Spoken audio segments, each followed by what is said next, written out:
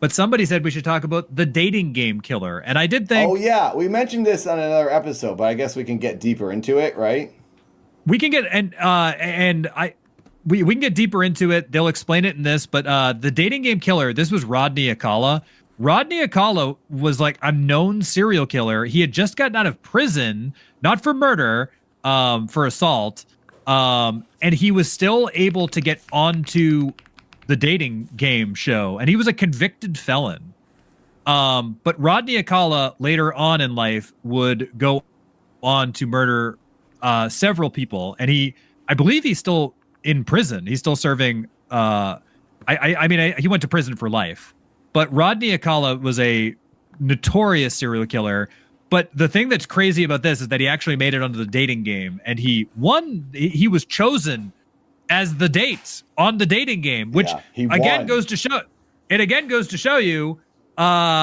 Make sure you go to a public place if you're going to go on a date with somebody, because you might end up with Rodney Akala, who's a serial killer. Exactly. To follow up on the news story from earlier about people killing you on dates, Google everyone. Yeah, this is him on the dating show. Have a great time together. It may be the creepiest episode ever on the dating game, because this bachelor looking for love back in 1978 is actually a serial killer. I'm called the Banana, and I look really good.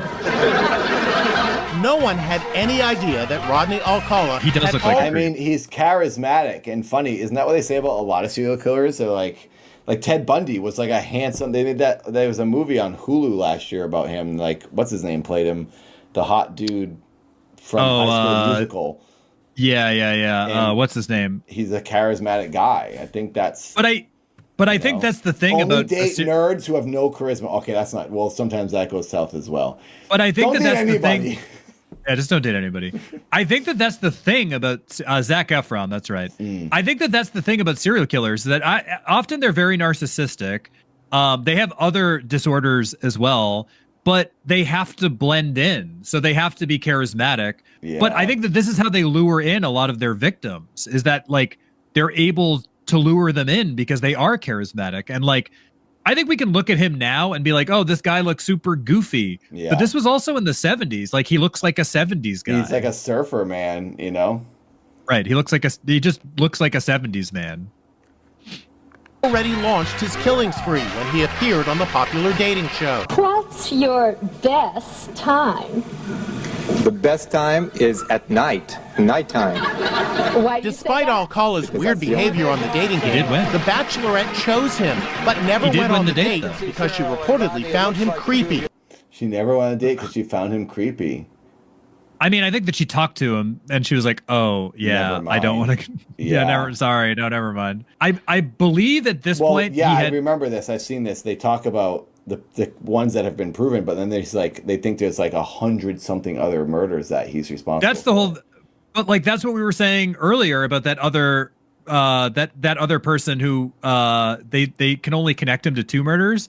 I think that's the thing with the series. Like, they're good at hiding it. Yeah. So like, if they got caught for 2, there might be 50 other murders, and like they just hid them better. Yeah. I mean, they call it, professional murderers, don't they?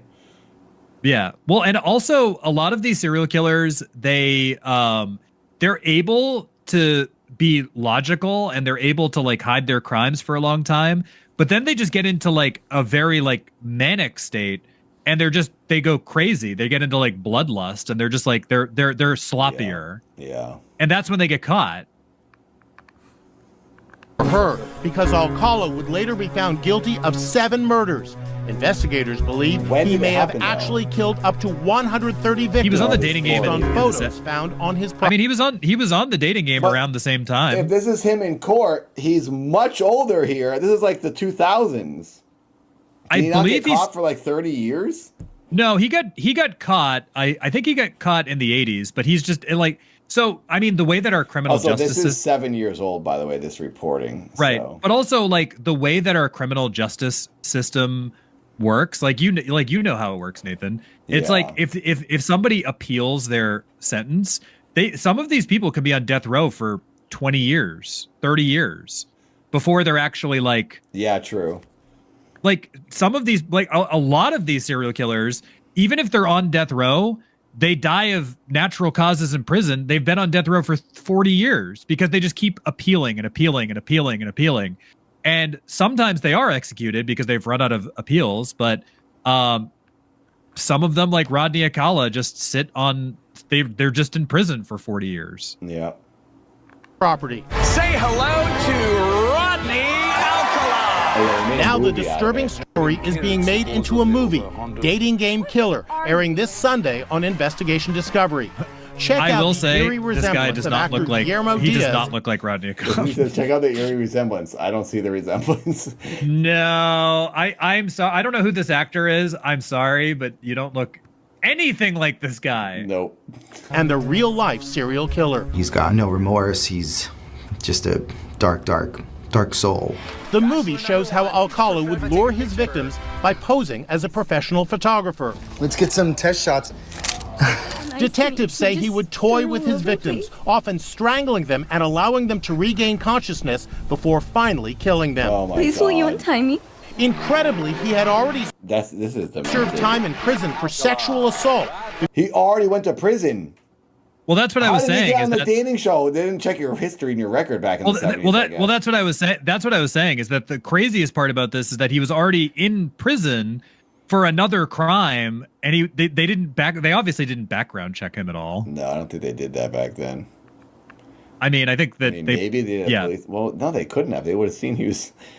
They got. I mean, I guess it was the 70s, so it's like I feel like they just It's like, whatever oh, he's their got cool system- hair. Sure, you're charismatic. Come on the show.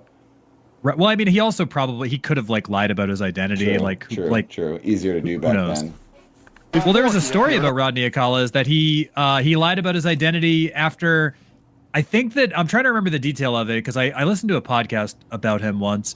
He ended up getting a job at a summer camp. He like faked an identity after he was already he had already been convicted of I think a murder, and then he changed his identity and he went to a different state and worked at a summer camp. Oh my God. So I think that like in the past it was a lot easier to get it like to Yeah. hide. Yeah. On the dating game, somehow the producers of the show overlooked his criminal record. What are you doing to find my daughter? Yeah, it's like awful. Like obviously no background checks. Yeah. But that was Inside the dating Edition. game killer.